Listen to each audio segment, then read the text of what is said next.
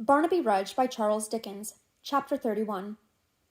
Pondering on his unhappy lot, Joe sat and listened for a long time, expecting every moment to hear their creaking footsteps on the stairs, or to be greeted by his worthy father with a summons to capitulate unconditionally and deliver himself up straightway. But neither voice nor footstep came, and though some distant echoes, as of closing doors and people hurrying in and out of rooms, resounding from time to time through the great passages, and penetrating to his remote seclusion, gave note of unusual commotion downstairs, no nearer sound disturbed his place of retreat, which seemed the quieter for these far-off noises, and was as dull and full of gloom as any hermit's cell. It came on darker and darker. The old-fashioned furniture of the chamber, which was a kind of hospital for all the invalided movables in the house, grew indistinct and shadowy in its many shapes. Chairs and tables, which by day were as honest cripples as need be, assumed a doubtful and mysterious character, and one old leprous screen of faded India leather and gold binding, which had kept out many a cold breath of air in days of yore and shut in many a jolly face, frowned on him with a spectral aspect, and stood at full height in his allotted corner, like some gaunt ghost who waited to be questioned. A portrait opposite the window, a queer, old, grey-eyed general in an oval frame, seemed to wink and doze as the light decayed, and at length, when the last faint glimmering speck of day went out, to shut its eyes in good earnest and fall sound asleep. There was such a hush and mystery about everything that Joe could not help following its example, and so went off into a slumber likewise, and dreamed of Dolly, till the clock of Chigwell Church struck 2. Still nobody came. The distant noises in the house had ceased, and out of doors all was quiet, save for the occasional barking of some deep-mouthed dog and the shaking of the branches by the night wind. He gazed mournfully out of window at each well-known object as it lay sleeping in the dim light of the moon, and creeping back to his former seat, thought about the late uproar, until, with long thinking of, it seemed to have occurred a month ago. Thus, between dozing and thinking, and walking to the window and looking out, the night wore away. The grim old screen and the kindred chairs and tables began slowly to reveal themselves in their accustomed forms. The grey-eyed general seemed to wink and yawn and rouse himself, and at last he was broad awake again, and very uncomfortable and cold and haggard he looked in the dull grey light of morning. The sun had begun to peep above the forest trees, and already flung across the curling mist bright bars of gold, when Joe dropped from his window on the ground below, a little bundle and his trusty stick, and prepared to descend himself. It was not a very difficult task, for there were so many projections and gable ends in the way that they formed a series of clumsy steps, with no greater obstacle than a jump of some few feet at last.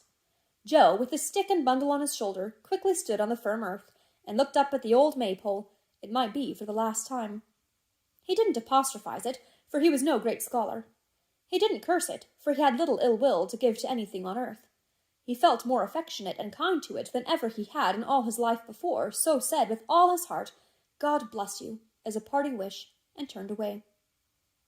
He walked along at a brisk pace, big with great thoughts of going for a soldier, and dying in some foreign country where it was very hot and sandy, and leaving God knows what unheard-of wealth and prize-money to Dolly, who would be very much affected when she came to know of it, and full of such youthful visions which were sometimes sanguine and sometimes melancholy, but always had her for their main point and centre, pushed on vigorously until the noise of London sounded in his ears, and the Black Lion hove in sight.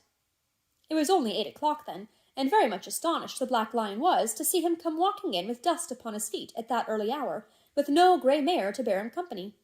But as he ordered breakfast to be got ready with all speed, and on its being set before him gave indisputable tokens of a hearty appetite, the Lion received him as usual with a hospitable welcome, and treated him with those marks of distinction which, as a regular customer, and one within the freemasonry of the trade, he had a right to claim.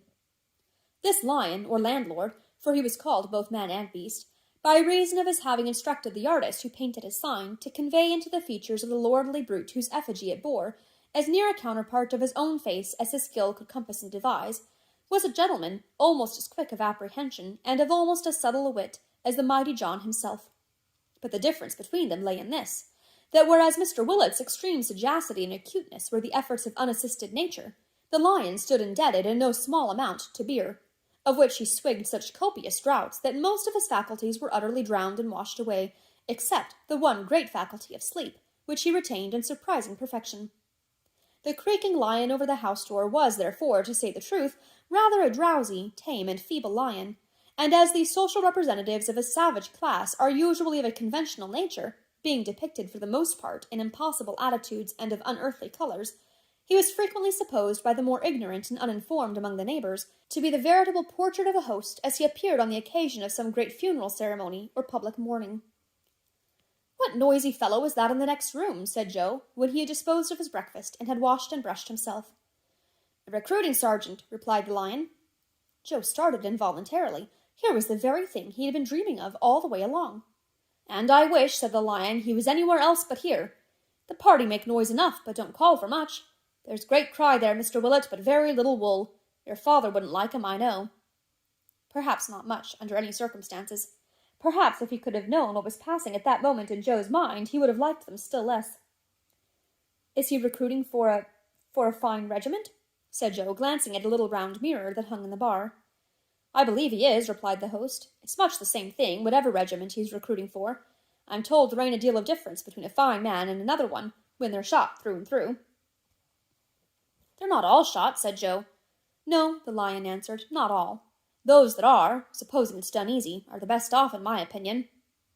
"Ah," retorted Joe, "but you don't care for glory." "For what?" said the Lion. "Glory." "No," returned the Lion with supreme indifference. "I don't. You're right in that, Mr. Willett. When glory comes here and calls for anything to drink and changes a guinea to pay for it, I'll give it him for nothing.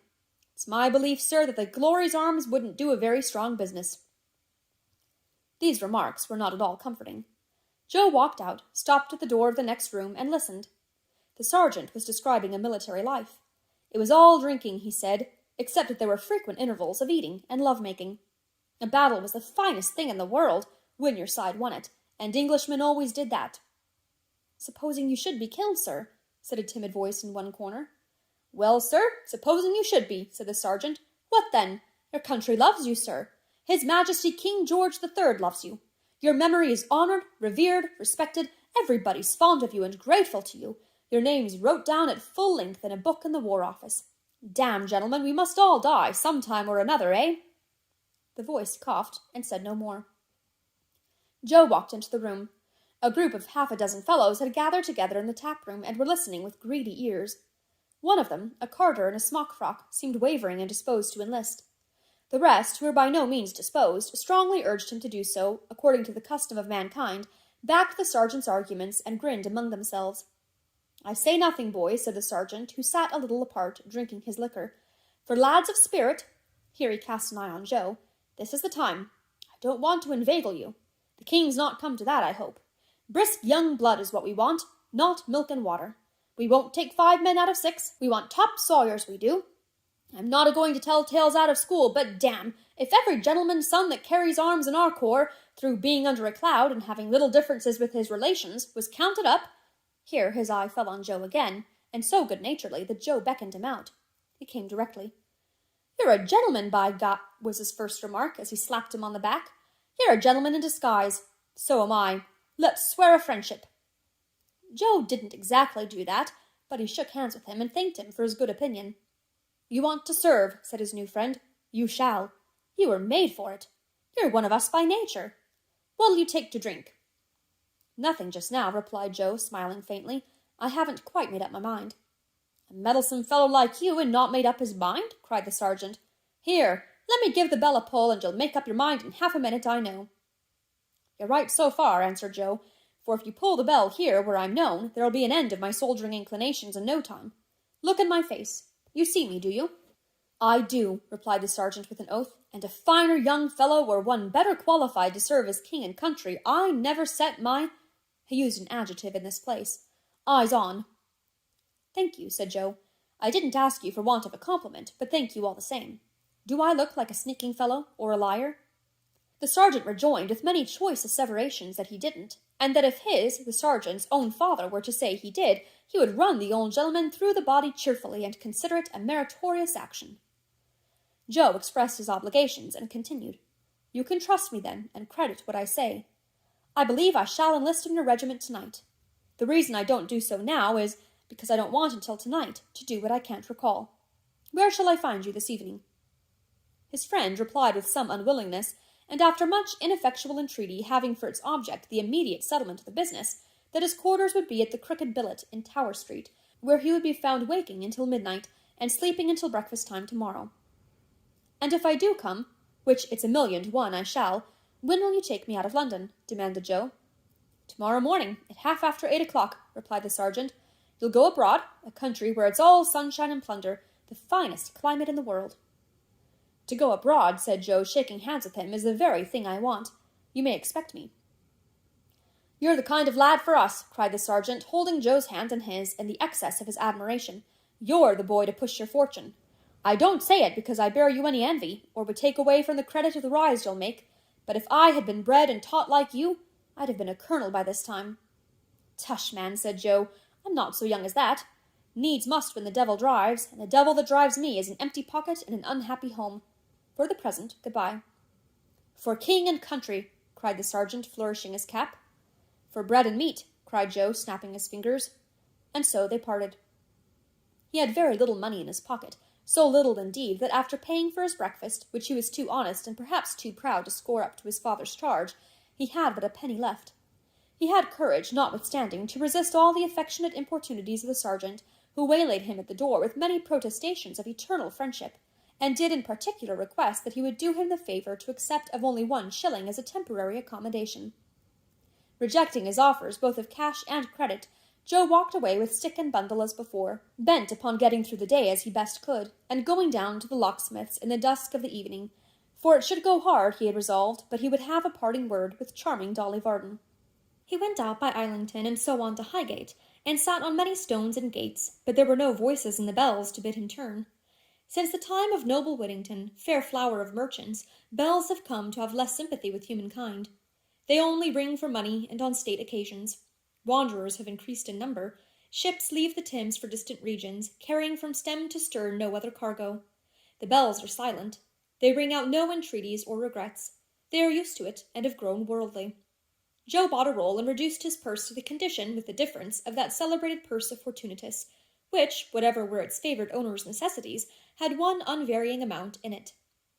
In these real times, when all the fairies are dead and buried, there are still a great many purses which possess that quality. The sum total they contain is expressed in arithmetic by a circle, and whether it be added to or multiplied by its own amount, the result of the problem is more easily stated than any known in figures. Evening drew on at last. With the desolate and solitary feeling of one who had no home or shelter, and was alone utterly in the world for the first time, he bent his steps towards the locksmith's house. He had delayed till now, knowing that Mrs. Varden sometimes went out alone, or with Miggs for her sole attendant, to lectures in the evening, and devoutly hoping that this might be one of her nights of moral culture. He had walked up and down before the house on the opposite side of the way 2 or 3 times, when, as he returned to it again, he caught a glimpse of a fluttering skirt at the door. It was Dolly's. To whom else could it belong? No dress but hers had such a flow as that. He plucked up his spirits and followed it into the workshop of the Golden Key. His darkening the door caused her to look round. Oh, that face! If it hadn't been for that, thought Joe, I should never have walked into poor Tom Cobb. She's 20 times handsomer than ever. She might marry a lord. He didn't say this. He only thought it, perhaps looked it also. Dolly was glad to see him and was so sorry her father and mother were away from home. Joe begged she wouldn't mention it on any account. Dolly hesitated to lead the way into the parlour, for there it was nearly dark. At the same time she hesitated to stand talking in the workshop, which was yet light and open to the street. They had got by some means too before the little forge, and Joe, having her hand in his, which he had no right to have, for Dolly only gave it to him to shake, it was so like standing before some homely altar being married that it was the most embarrassing state of things in the world. I have come, said Joe, to say good-bye. To say good-bye for I don't know how many years, perhaps forever. I'm going abroad. Now this was exactly what he should not have said. Here he was talking like a gentleman at large who was free to come and go and roam about the world at pleasure, when that gallant coachmaker had vowed but the night before that Miss Varden held him bound in adamantine chains, and had positively stated in so many words that she was killing him by inches, and that in a fortnight more, or thereabouts, he expected to make a decent end and leave the business to his mother. Dolly released her hand and said, Indeed. She remarked in the same breath that it was a fine night, and in short, betrayed no more emotion than the forge itself. I couldn't go, said Joe, without coming to see you. I hadn't the heart to. Dolly was more sorry than she could tell that he should have taken so much trouble. It was such a long way, and he must have such a deal to do. And how was Mr. Willett, that dear old gentleman? "Is this all you say?" cried Joe. "All. Good gracious, what did the man expect?" She was obliged to take her apron in her hand and run her eyes along the hem from corner to corner to keep herself from laughing in his face. Not because his gaze confused her. Not at all. Joe had small experience in love affairs, and had no notion how different young ladies are at different times. He had expected to take Dolly up again at the very point where he had left her after that delicious evening ride, and was no more prepared for such an alteration than to see the sun and moon change places. He had buoyed himself up all day with an indistinct idea that she would certainly say, "Don't go," or "Don't leave us," or "Why do you go?" or "Why do you leave us?" or would give him some little encouragement of that sort. He had even entertained the possibility of her bursting into tears, of her throwing herself into his arms, of her falling down in a fainting fit, without previous word or sign. But any approach to such a line of conduct as this had been so far from his thoughts that he could only look at her in silent wonder. Dolly, in the meanwhile, turned to the corners of her apron, and measured the sides, and smoothed out the wrinkles, and was as silent as he. At last, after a long pause, Joe said good-bye. "Good-bye," said Dolly, with as pleasant a smile as if he were going into the next street and were coming back to supper. "Good-bye." "Come," said Joe, putting out both hands. "Dolly, dear Dolly, don't let us part like this. I love you dearly with all my heart and soul. With as much truth and earnestness as ever man loved woman in this world, I do believe. I am a poor fellow, as you know, poorer now than ever, for I have fled from home, not being able to bear it any longer, and must fight my own way without help. You are beautiful, admired, are loved by everybody, are well off and happy, and may you ever be so. Heaven forbid I should ever make you otherwise, but give me a word of comfort. Say something kind to me. I have no right to expect it of you, I know, but I ask it because I love you, and shall treasure the slightest word from you all through my life. Dolly, dearest, have you nothing to say to me?" No, nothing. Dolly was a coquette by nature and a spoiled child. She had no notion of being carried by storm in this way. The coachmaker would have been dissolved in tears, and would have knelt down and called himself names, and clasped his hands, and beat his breast, and tugged wildly at his cravat, and done all kinds of poetry. Joe had no business to be going abroad. He had no right to be able to do it. If he was in adamantine chains, he couldn't. "I have said good-bye," said Dolly, "twice. Take your arm away directly, Mr. Joseph, or I'll call Miggs." "I'll not reproach you," answered Joe. "It's my fault, no doubt. I have thought sometimes that you didn't quite despise me, but I was a fool to think so. Everyone must who has seen the life I have led, you most of all. God bless you." He was gone, actually gone. Dolly waited a little while, thinking he would return, peeped out at the door, looked up the street and down as well as the increasing darkness would allow, came in again, waited a little longer, went upstairs humming a tune, bolted herself in, laid her head down on her bed, and cried as if her heart would break. And yet such natures are made up of so many contradictions, that if Joe Willett had come back that night, next day, next week, next month, the odds are 100 to 1 she would have treated him in the very same manner, and have wept for it afterwards with the very same distress. She had no sooner left the workshop than there cautiously peered out from behind the chimney of the forge a face which had already emerged from the same concealment twice or thrice unseen, and which, after satisfying itself that it was now alone, was followed by a leg, a shoulder, and so on by degrees, until the form of Mr. Tappertit stood confessed, with a brown paper cap stuck negligently on one side of its head, and its arms very much akimbo. "Have my ears deceived me?" said the prentice, "or do I dream? Am I to thank thee, fortune, or to cuss thee? Which?" He gravely descended from his elevation, took down his piece of looking-glass, planted it against the wall upon the usual bench, twisted his head round, and looked closely at his legs. "If they're a dream," said Sim, "let sculptors have such visions, and chisel 'em out when they wake. This is reality. Sleep has no such limbs as them. Tremble, Willett, in despair. She's mine, she's mine."